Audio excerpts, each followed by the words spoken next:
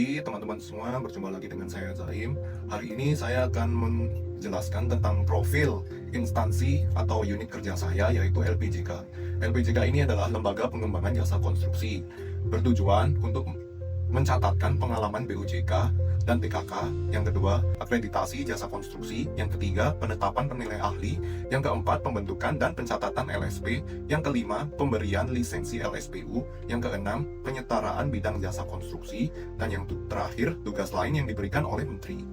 Lalu untuk struktur organisasinya adalah LPJK ini merupakan lembaga non-struktural di bawah Kementerian PU yang menjalankan tugas dan fungsi pengembangan serta pengawasan jasa konstruksi di Indonesia.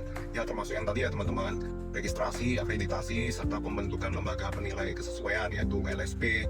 LPJK ini juga berfungsi sebagai wadah untuk mencatat dan mengelola data tenaga kerja konstruksi dan badan usaha jasa konstruksi, serta menetapkan penilai ahli untuk memastikan kualitas dan keamanan dalam proyek konstruksi. Struktur organisasinya bisa dilihat sebentar lagi di atas nih.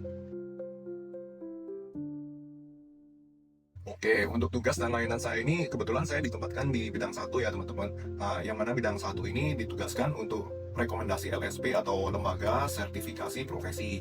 Yang kedua untuk pencatatan AJK dan AP. AJK itu Asosiasi Jasa Konstruksi dan AP itu Asosiasi Profesi. Yang ketiga untuk registrasi SKK. SKK itu Sertifikat Kompetensi Kerja. Layanan yang dapat saya hadirkan di bidang 1 ini yaitu sebagai seorang CPNS.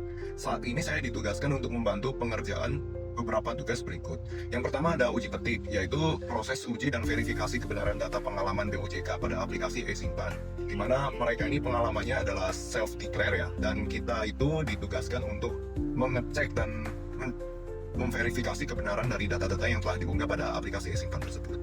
Nah, yang kedua, verifikasi dokumen AJK, yaitu proses uji dan verifikasi kebenaran dokumen yang udah diupload sama asosiasi profesi atau asosiasi jasa konstruksi pada website akreditasi Jakon.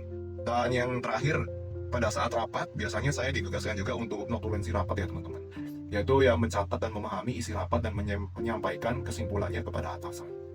Untuk standar layanan saya ya, dalam proses pelayanan yang saya berikan di bidang saya ini, saya dituntut harus selalu menerapkan beberapa nilai berikut ini. Yang pertama, akuntabel ya. Saya harus selalu senantiasa menilai dan memverifikasi semua dokumen secara objektif dan sesuai dengan fakta yang ada. Dimana benar adalah benar dan salah adalah salah.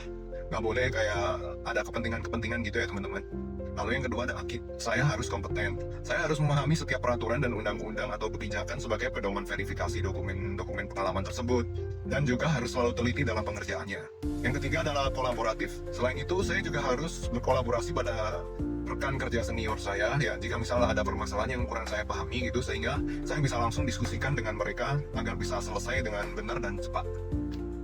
Lalu kontribusi saya pada tujuan LPJK adalah ya tentu saja ya, kerjaan yang tadi itu berkontribusi besar pada tujuan LPJK, di mana LPJK khususnya pada bidang 1 saya ditugaskan untuk verifikasi pengalaman BUJK dan juga verifikasi dokumen AJK. Tugas tersebut berperan besar untuk menentukan BUJK dan AJK mana yang benar-benar berintegritas dan kompeten dalam melaksanakan kegiatan jasa konstruksi pada negeri ini, sehingga bisa sejalan dengan tujuan utama LPJK, yaitu mengembangkan jasa konstruksi yang ada di Indonesia.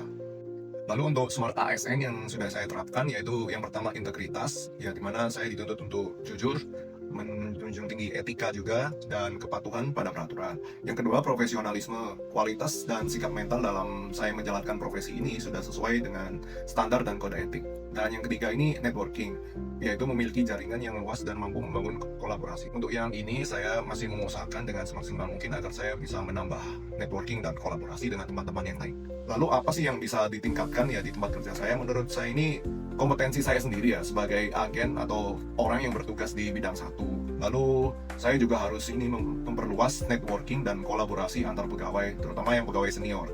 Nah, lalu hal sederhana apa yang bisa saya lakukan agar kinerjanya lebih baik? Yaitu saya belajar lebih keras untuk menghafal peraturan, kebijakan sebagai modal peningkatan kompetensi saya dalam memverifikasi data-data tersebut. Lalu yang kedua adalah berkenalan dan bercengkrama saat jam istirahat atau saat makan siang untuk saling mengenal dengan rekan kerja yang lain. Nah teman-teman, itulah tadi yang bisa saya sampaikan. Terima kasih atas perhatiannya. Wassalamualaikum warahmatullahi wabarakatuh.